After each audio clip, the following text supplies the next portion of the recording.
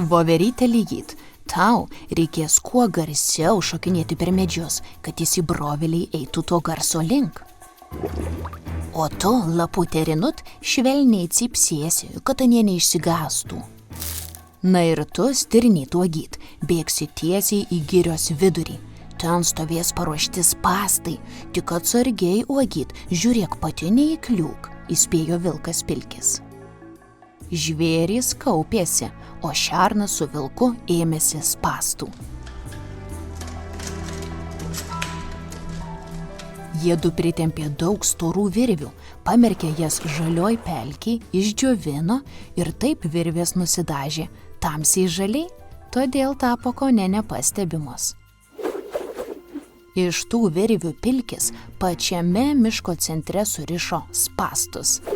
Ir dabar atėjo metas vykdyti žvėrių misiją, apie kurią vaikai nė neįtarė.